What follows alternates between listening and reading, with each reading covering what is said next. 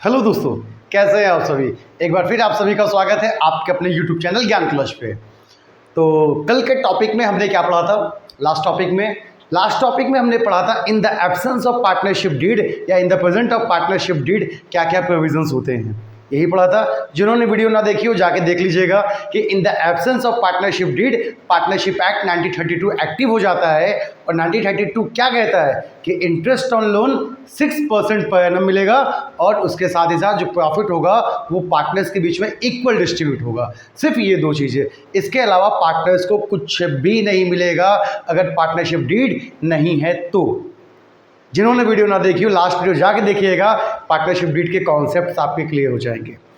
आज का जो टॉपिक है उसका सेकंड टॉपिक जो मैंने कहा था जैसा कि हम टॉपिक वाइज ही पढ़ेंगे, एक एक टॉपिक को अच्छे से डिस्कस किया जाएगा। तो सेकंड टॉपिक है profit and loss appropriation account. Profit and loss appropriation account.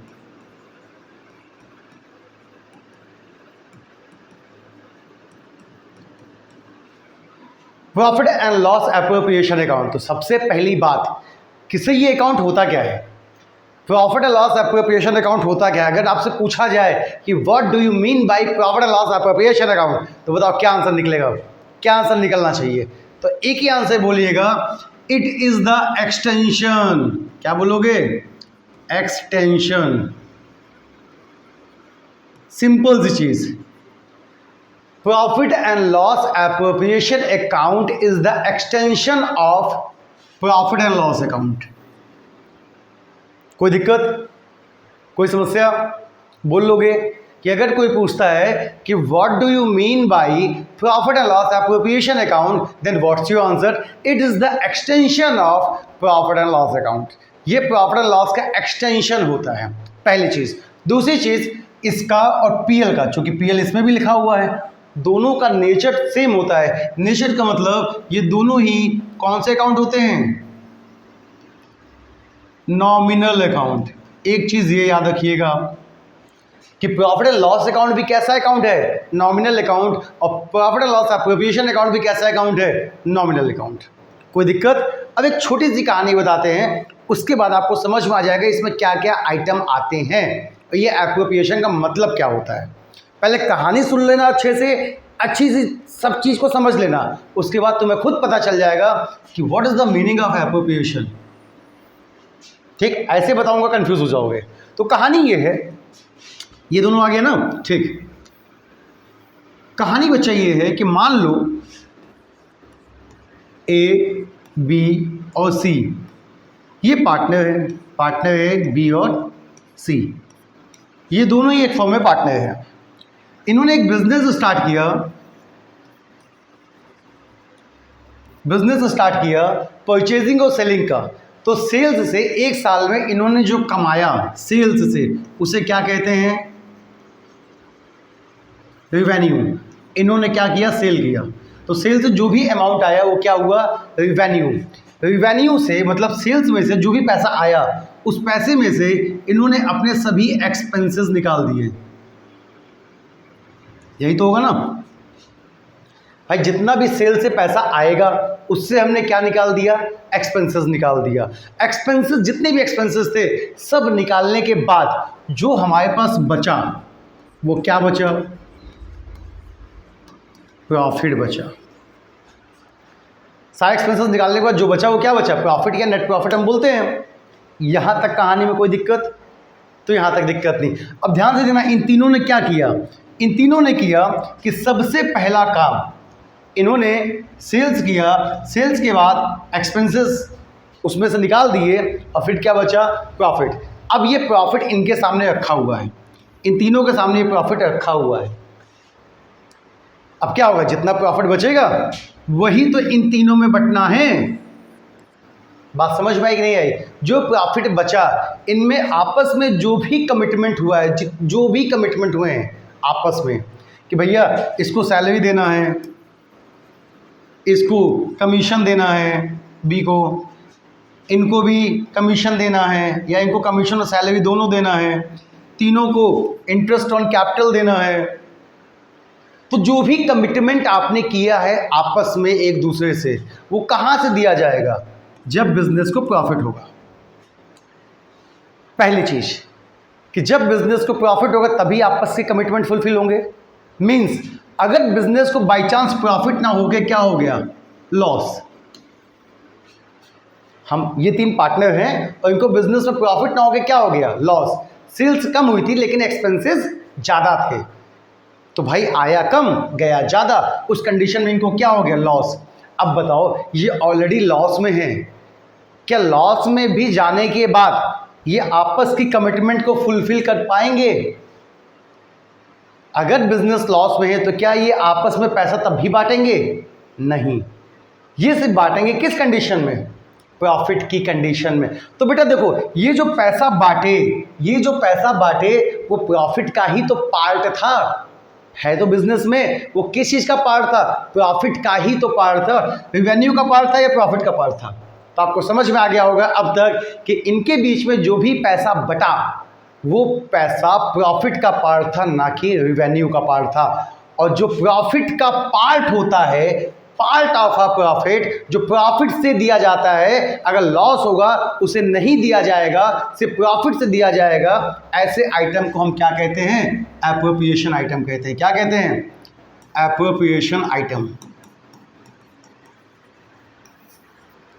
तो एप्रोप्रिएशन आइटम कैसे आइटम होते हैं? जो कि प्रॉफिट से दिए जाते हैं, मतलब लॉस हुआ तो आप इनको नहीं दे सकते।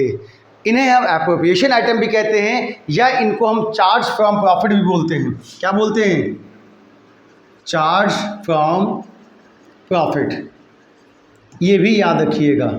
तो ये 2 चीज़ें दिमाग में बैठा लीजिएगा कि एप्रोप्रिएशन ऑफ प्रॉफिट क्या होता है और चार्ज फ्रॉम प्रॉफिट क्या होता है। कोई दिक्कत? जितनी भी चीज़ें प्रॉफिट से दी जाती हैं। अब एक अच्छा सा क्वेश्चन, इसको हटा दें। चलो ध्यान से देखना।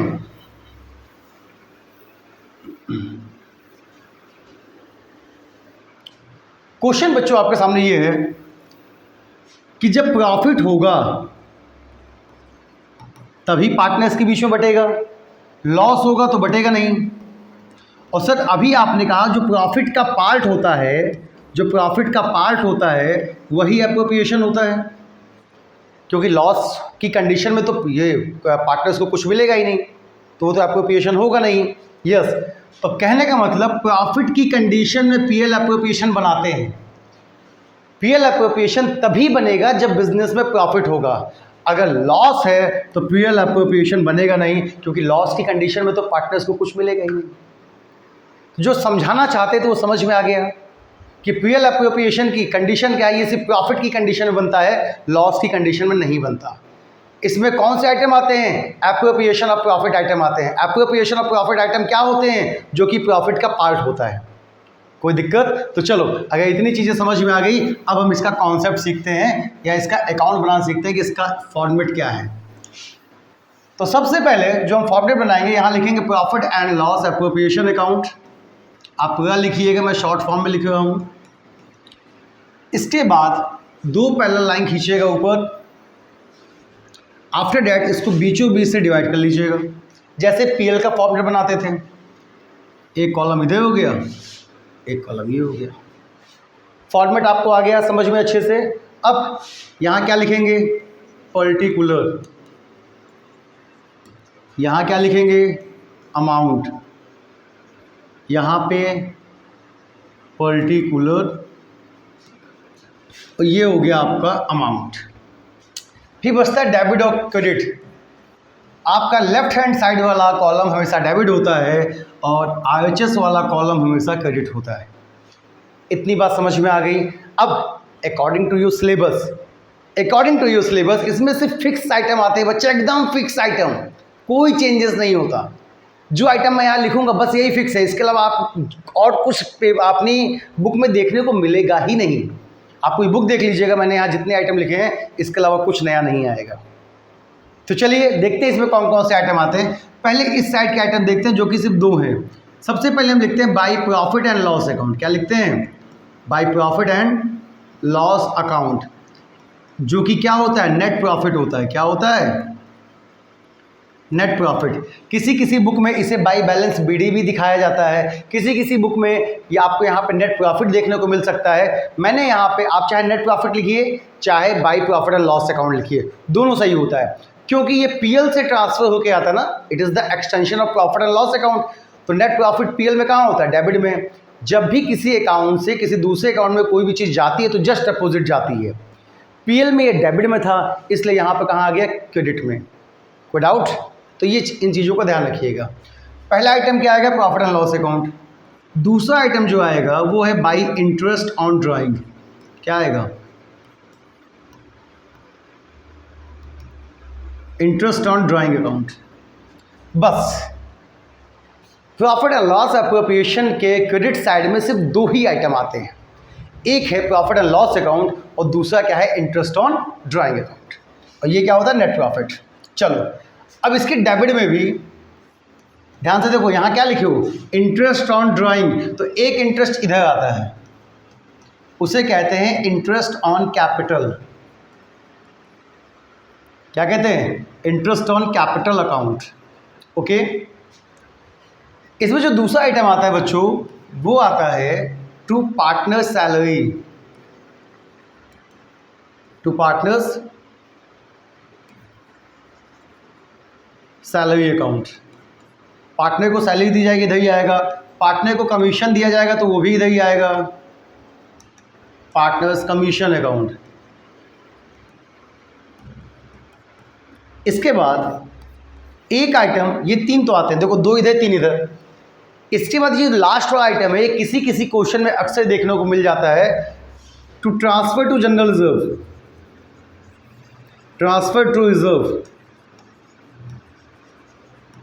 अब देखो यहाँ पे मैंने जितने भी आइटम लिखे हैं वो प्रॉफिट से ही तो दिए जाएंगे। कहाँ से दिए जाएंगे? प्रॉफिट से। भाई प्रॉफिट होगा तभी इंटरेस्ट ऑन कैपिटल दिया जाएगा, प्रॉफिट होगा तभी पार्टनर को सैलरी मिलेगी, प्रॉफिट होगा तभी पार्टनर को कमीशन मिलेगा, प्रॉफिट होगा तभी तो फंड में पैसा डालोगे। किसी भी फंड में जो कंपनी पैसा डालती है वो अपने प्रॉफिट से ही तो डालती है बच्चा, डालती तो अपने प्रॉफिट से ना। सॉरी, तो ये सभी के सभी क्या हो गए? एप्रोप्रिएशन ऑफ प्रॉफिट आइटम हो गया। बस फिक्स आइटम है, इसके अलावा कुछ भी नहीं आता। ठीक, अब इसके बाद क्या होगा? इसके बाद हो जाएगी बैलेंसिंग। क्या हो जाएगी बच्चों? बैलेंसिंग। बैलेंसिंग तो सभी को आती ही होगी, 11th पढ़ के आए हो तो मैं ये मान रहा हूँ कि बैलेंसिंग आपको आती है। नहीं आती होगी तो कमेंट बॉक्स में कमेंट कीजिएगा, मैं बैलेंसिंग भी बता दूंगा। आपने इसको बैलेंस किया, बैलेंस करने के बाद यहाँ पे आपका आंसर बचा। ये जो आंसर आता है इसको हम बोलते हैं टू डिविजिबल प्रॉफिट। क्या बोलते हैं? To divisible profit. ये जो डिविजिबल प्रॉफिट होता है ये आपके पार्टनर्स में, मान लीजिए बिजनेस में कितने पार्टनर थे? 3, ABC। तो ये आपका प्रॉफिट आपके पार्टनर्स के बीच में डिस्ट्रीब्यूट हो जाएगा। 2 पार्टनर है तो 2 के बीच में, 3 है तो 3 के बीच में, 4 है तो 4 के बीच में। ये डिविजिबल प्रॉफिट इन तीनों के बीच में डिस्ट्रीब्यूट हो जाएगा। कौन से रेशियो में? इनके प्रॉफिट शेयरिंग रेशियो में। प्रॉफिट शेयरिंग रेशियो में। जो प्रॉफिट शेयरिंग रेशियो क्वेश्चन में दिया है, कभी कभी क्वेश्चन में प्रॉफिट शेयरिंग रेशियो नहीं दिया होता। अगर क्वेश्चन में प्रॉफिट शेयरिंग रेशियो है ही नहीं, PSR है ही नहीं, तो बच्चों ये हमेशा इक्वल डिस्ट्रीब्यूट होगा। हमेशा देखिएगा इक्वल डिस्ट्रीब्यूट होगा, और अगर PSR है तो अकॉर्डिंग टू PSR डिस्ट्रीब्यूट होगा। अब यहाँ पे एक चीज़ और नोट करने वाली, लिख लीजिएगा। ये तो आपको पता चल गया, ये जो प्रॉफिट आता है ये कौन सा प्रॉफिट होता है? डिविजिबल प्रॉफिट, जो बैलेंसिंग पे बचता है। और ये जो प्रॉफिट होता है नेट प्रॉफिट, तो आपके सामने लिखा ही है, जो PL से आता है। इसको एक नाम से और जानते हैं, वो होता है डिस्ट्रीब्यूटेबल प्रॉफिट।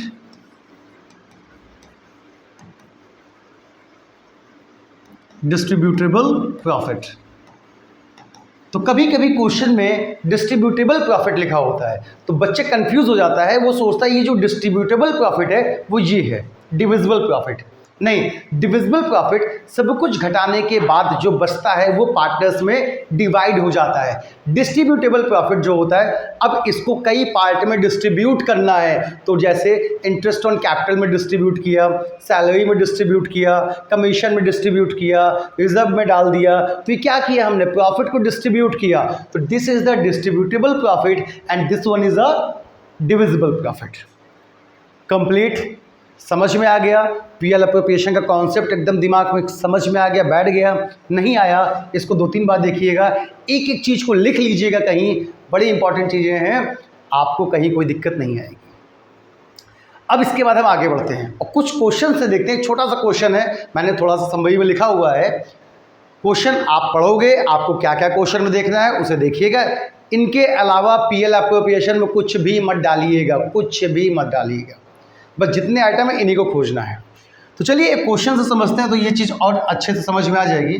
बच्चों ये आपके सामने क्वेश्चन क्या है, एओबी पार्टनर थे जिनका रेशियो क्या है 3:2। चलो ठीक, उनकी कैपिटल कितनी है 2 लाख और 3 लाख। इंटरेस्ट ऑन कैपिटल है 10% per annum. Interest on drawing है 5000 3000 एओबी की।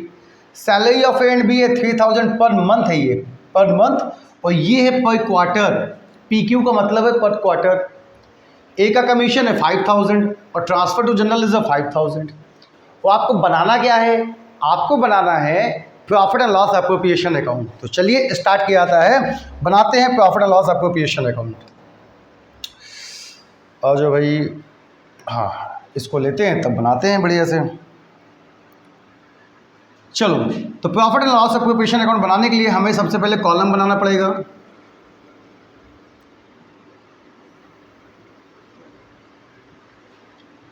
ये लीजिए हमने बना दिया कॉलम।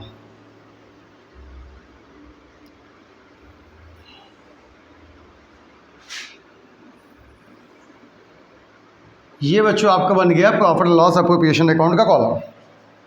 हेडिंग क्या लिखेंगे ऊपर, profit and loss appropriation account. Okay, यहाँ तक कोई दिक्कत? ठीक, इसके बाद सब कुछ लिख लीजिएगा। देखिए अभी से आदत डालिएगा, पर्टिकुलर अमाउंट, पर्टिकुलर अमाउंट, इधर क्रेडिट इधर debit.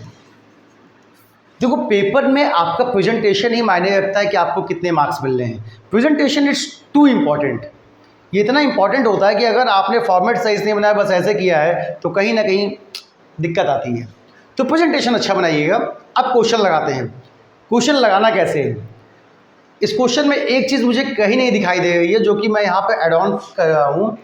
Profit of the year, profit of the year मान लीजिए 2 लाख था, नेट प्रॉफिट कितना था 2 लाख था, ये ऐड ऑन किया। आज तो मैंने इसको अपने आप लिखा है, कल से मैं कुछ इंपॉर्टेंट क्वेश्चंस आपके सामने डिस्प्ले होगा, जो आपकी बुक से होंगे या सैम्पल से होंगे, कहीं से भी होंगे, वो आपको दिखेंगे। कुछ अच्छे क्वेश्चंस का कलेक्शन है, तो उसमें जो भी डाउट्स होंगे वो भी आपके सही हो जाएंगे। तो देखिए हमें लाइन से पढ़ना है और देखना है क्या क्या चीज़ इसमें आती है। पीएल अप्रोप्रिएशन के तो आइटम्स आपको पता ही क्या क्या आता है। तो चलो पढ़ते हैं। AB पार्टनर थे 3:2, उनका रेशियो था, कोई दिक्कत नहीं। कैपिटल 2 लाख 3 लाख थी। बताओ क्या पीएल अप्रोप्रिएशन में कैपिटल आती है क्या? नहीं सर, कैपिटल नहीं आती है, इंटरेस्ट ऑन कैपिटल आती है। तो चलो ये भी नहीं आएगा। इंटरेस्ट ऑन कैपिटल थी 10% पर एनम, हाँ ये आएगा। हमने यहाँ लिखा, इसको ऐसे लगा देते हैं, टू इंटरेस्ट ऑन कैपिटल। क्या लिखा? To interest on capital. देखो छोटा दिखेगा, बता देना। बताओगे क्या यार, जब तक बताओगे हम लिख ही नहीं पाएंगे तब तक तो हम चले ही जाएंगे। चलो थोड़ा बड़ा लिखते हैं, शॉर्ट में लिखूंगा, तुम लोग समझ लेना। To interest on capital account, interest on capital account. भैया देखो 2 पार्टनर है तो दोनों का इंटरेस्ट होगा। हमने लिखा A और B का। कितने परसेंट है? 10%। 2 लाख का 10% कितना होगा? 20,000। और 3 लाख का 10% 30,000, जोड़ोगे आ जाएगा 50,000। समझ में आ गया? इसके बाद चलिए ये हो गया। इंटरेस्ट ऑन ड्राइंग, आपको पता है कि interest on drawing credit side में आती है। इंटरेस्ट ऑन ड्राइंग अकाउंट, ए का है, बी का है, कितना भैया 5000 एंड 3000, टोटल 8000। ठीक, इसके बाद है salary of A and B. ठीक, सैलरी कहाँ है कि डेबिट में, क्या लिखेंगे, टू सैलरी अकाउंट, ए की है बी की है, दोनों की है। चलो लिख देते हैं, कितना है 3000 पर मंथ है। पीएल एप्रोप्रिएशन में कोई भी चीज़ एक साल की लिखी जाती है, एक साल की, एक महीने या एक क्वार्टर की नहीं, एक साल की। तो अगर ये 3000 पर मंथ है तो एक साल का कितना होगा 36,000 भाई, 3000 इंटू 12 36,000, और ये 2000 पर क्वार्टर। तो बताओ बच्चों एक साल में कितने क्वार्टर होते हैं, एक साल में 4 क्वार्टर होते हैं, कितने 4, और एक क्वार्टर में कितने मंथ होते हैं 3 मंथ का एक क्वार्टर होता है, एक साल में कितने क्वार्टर 4। तो एक साल की सैलरी क्या होगी 2000 इंटू 4 8000। यहाँ तक कोई दिक्कत तो नहीं, कितना हो जाएगा 44,000। ओके, चलो ये भी हो गया। अब यहाँ लिखा सिर्फ ए को कमीशन मिलता है, तो हम यहाँ पे क्या लिखेंगे, सिर्फ ए को मिल रहा है तो इसलिए क्या लिखेंगे, to A's commission account, to A's commission account. A B दोनों को मिलता तो उसी तरह लिखते जिस तरह सैलरी लिखे हैं, पहले कमीशन लिखते फिर नीचे ए, उसके बाद बी, दोनों का जोड़ के तब बाहर दिखाते। लेकिन यहाँ पे सिर्फ ए को मिल रहा है तो भैया कितना मिला 5000, हमने यहाँ लिख दिया 5000। चलो भाई, फिर लिखा ट्रांसफर टू जनरल रिजर्व, ये भी आ गया, तो चलो हम ये भी डेबिट में आता है, टू ट्रांसफर टू रिजर्व। तो ट्रांसफर टू रिजर्व कितना है बच्चों 5000, ये लीजिए हमने यहाँ पे लिख दिया 5000। अब लिखा है profit of the year 2 lakh. Profit कहाँ होता है, by profit and loss account, या फिर नेट प्रॉफिट लिख सकते हैं आप 2 लाख। काम खत्म। मतलब क्वेश्चन में आपको हर एक चीज़ दी होगी, हर एक आइटम दिया होगा, जितने भी आइटम है वो आपको क्वेश्चन में दिए होंगे, उनकी वैल्यूज़ दी होगी, बस सिर्फ आइटम्स को देखना है और ये पता करना है कि ये यहाँ पे आएगा भी कि नहीं आएगा। अगर आइटम्स आएंगे बेटा पोस्ट कीजिए, उनके अमाउंट डालिए, नहीं आएंगे छोड़ दीजिए। जैसे देखो यहाँ पे क्या लिखा था कैपिटल, इसमें कहीं कैपिटल नहीं आती, मैंने नहीं लिखा, आती तो जरूर लिखते। अब इसके बाद बैलेंसिंग करना है, बैलेंसिंग करना नहीं आता तो यहाँ पे सीख लीजिएगा बैलेंसिंग की कैसे जाती है। देखो हमें देखना होता है डेबिट या क्रेडिट में ज़्यादा कौन सा है, तो यहाँ पे हमें जो देखने में लग रहा है वो यही है, क्रेडिट साइड ज़्यादा है। कितना आएगा टोटल 2,08,000, 2,08,000। अब जो ज़्यादा था उसमें से कम वाले को माइनस कीजिए, इन सबको जोड़ के माइनस कीजिए तो इक्वल हो जाएगा। तो ये कितना था 50 और 60, 1,04,000, 2,08,000 माइनस 1,04,000 कितना बचेगा बच्चों 1,04,000।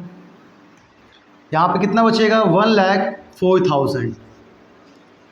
ये आपका आ गया प्रॉफिट।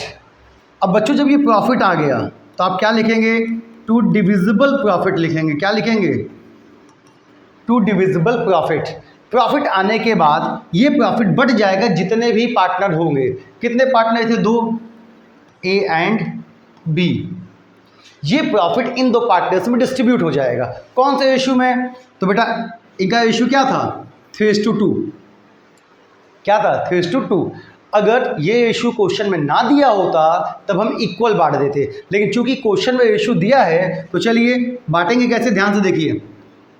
ए का और बी का कैसे बांटेंगे, दोनों के सामने लिख लो 1,04,000, 1,04,000 इंटू 3:2 का मतलब होता है जब भी रेशियो बांटना होगा तो आप पहले दोनों को जोड़ लीजिएगा, दोनों को जोड़ लीजिएगा। 3 + 2 आएगा 5, तो 3/5 और 2/5। आई थिंक इतना तो आता ही होगा, नहीं आता है तो समझ लीजिए। एक चीज़ और बता देता हूँ, मान लीजिए सही ये 2 था 3 आ गया, तो मान लीजिए रेशियो आ गया 2:3:5, तब क्या होगा, आप तीनों को जोड़ लीजिएगा। 2 3 5 5 10, और इस 10 को सभी के नीचे लिख दीजिएगा। तो ये हो गया ए का हिस्सा, ये हो गया बी का हिस्सा, और ये हो गया सी का हिस्सा। तो आप इश्यूज निकाल लेंगे। अब कोई दिक्कत, तो उम्मीद है दिक्कत नहीं होनी चाहिए। तो चलो इसे डिवाइड दीजिए, बताइए कितना आएगा। 5 से काटो, 5 2 ज़ा 10, 5 8 ज़ा 40, 00। जाहिर सी बात है इसको भी काटो, कितना ही आएगा 20,800। अब इसका मल्टीप्लाई 3, तो 20 × 3 60, और 8 3 2400, कितना हो जाएगा 62,400। मैंने सीधा सीधा किया, आपको जैसे समझ में आया, मल्टीप्लाई आपको आता होगा, आप अपना देख लीजिएगा। 20,800 इंटू 2 कितना होगा 41,600। देखिए इन दोनों को जोड़ेंगे तो इतना ही आएगा, इन दोनों को जब आप जोड़ेंगे तो इतना ही आना चाहिए, और आ भी रहा है। कोई डाउट? खत्म। ये था बच्चों आपका profit and loss appropriation account. उम्मीद है आपको समझ में आ गया होगा कि profit and loss appropriation account है क्या, इसे बनाते कैसे हैं, इसमें कौन कौन से आइटम आते हैं। ये सभी आइटम फिक्स हैं, इसके अलावा इसमें कुछ नया आइटम नहीं आएगा। ठीक है, तो चलिए आज का सेशन यहीं पे ख़त्म किया जाता है। कल हो सकेगा तो इसके कुछ अच्छे अच्छे क्वेश्चंस मैं लेके आऊँगा, 2 3 4 5 जितने भी हो जाएं, कि मैं आपको सिखा सकूं कि क्वेश्चन पढ़ के कैसे समझें और लगाएं। आज के बच्चों की सबसे बड़ी दिक्कत ये है, उनको इंग्लिश समझ में नहीं आती है। और बेटा जब नहीं समझ में आएगा, क्वेश्चन की मीनिंग नहीं समझोगे, तो कहीं ना कहीं समस्या तो आएगी ही आएगी, सबसे बड़ी समस्या। ठीक, तो कोशिश कीजिए कि ये चीज़ आपको अच्छे से समझ में आए। थैंक यू बच्चों, मिलते हैं कल इसके कुछ क्वेश्चंस के साथ। उसके बाद आपको सिखाएंगे पार्टनर्स कैपिटल अकाउंट। तब तक के लिए टाटा एंड बाय बाय।